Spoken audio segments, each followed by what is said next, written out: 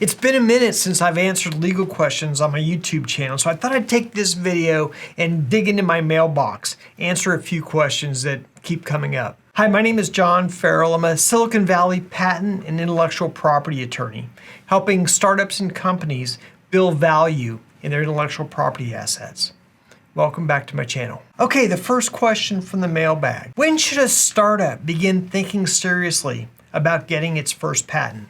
The answer to this question is probably earlier than most founders expect, but not before the technology is ready to patent. The right moment is usually when the company comes up with a technical solution that's both novel and going to be part of the core product. In practical terms, there are usually three events that might trigger the filing of a patent application. The first trigger is when your engineering team has come up with a technical solution that just feels different and better than the obvious solution. This might be an architecture, a system flow. It might be the combination of elements or an integration of systems that don't normally work together.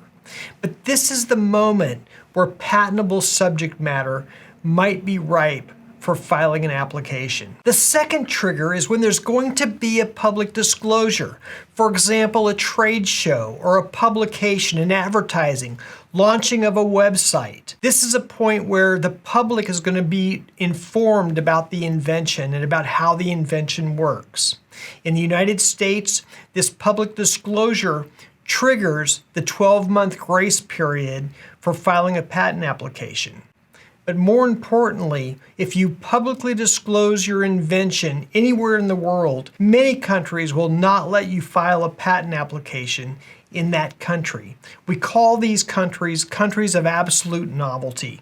You must file patent applications in those countries prior to public disclosure. A third trigger for filing a patent application may be in preparation for fundraising, going to investors and seeking money. In most cases where investors get involved, they're going to want to know that you've protected your technology and that you've protected the investment they're going to be making into your company.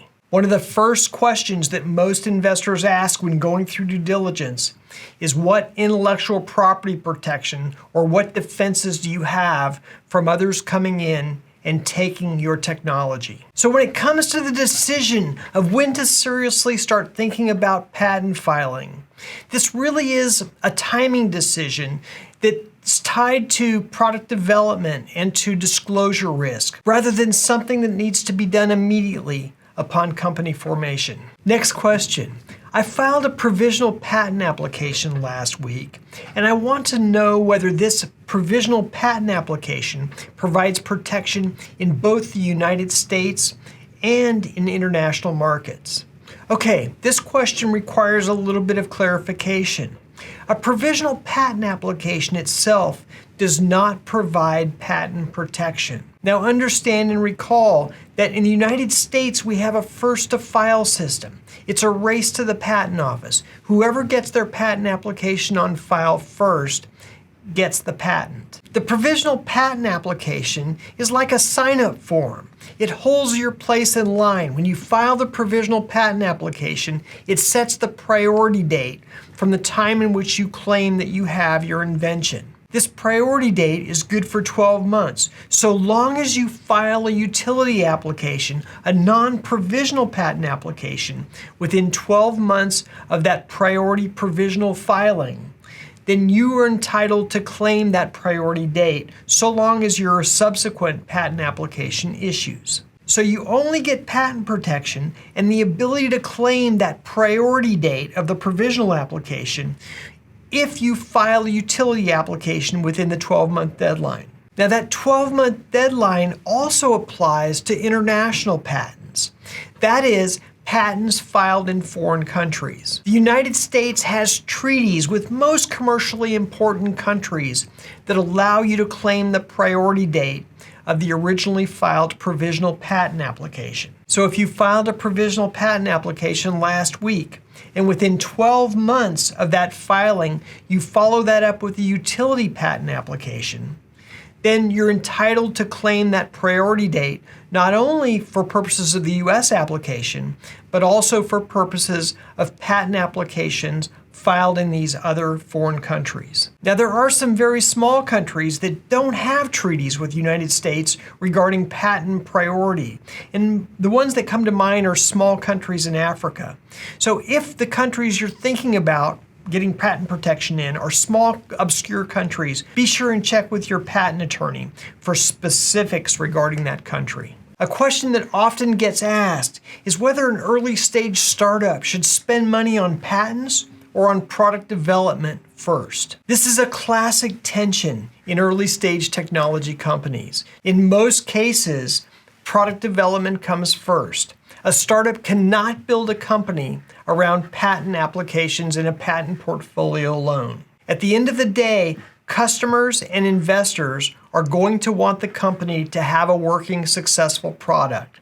If the product doesn't work, the patents will be of no value to the company. This isn't to say that patents aren't important. The key is to integrate product development and patent protection side by side as the product development progresses. Rather than think of these as competing priorities, the patent applications should follow the technology development within the company. And even for early stage companies, using provisional patent applications, for instance, it's possible to get a fair amount of patent protection even with modest financial resources. Waiting too long to get your patent applications on file creates a timing issue, not only with public disclosure, but also with the inevitable transition of employees and vendors into and out of the company. So the short answer to this question is that product development should come first, but alongside product development, the intellectual property protection is also very important. I was just asked a question that was super interesting. It kind of surprised me a little bit. One of my commenters asked, if I'm a small entity and I have an obligation to license to a large entity, can I file my patent application as a small entity now and tomorrow sign the license agreement? That is, defer signing the license agreement to the large entity until after I file my patent application and thus avoid paying large entity fees when I file the application? And the answer to that is no. If you're a small entity and you've conveyed rights in your patent to a large entity, or you have an obligation to convey rights in your patent to a large entity, then for purposes of filing your patent application, you are a large entity.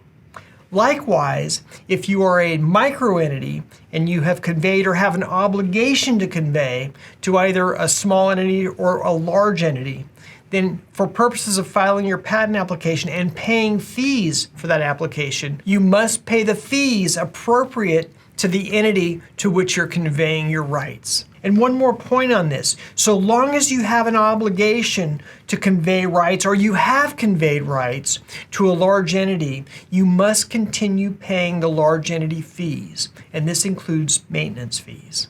Okay, that's all the questions I have for today.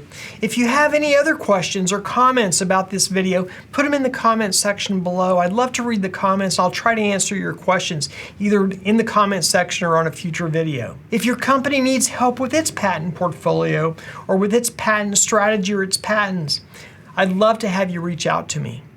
Until then, I'll see you on the next video.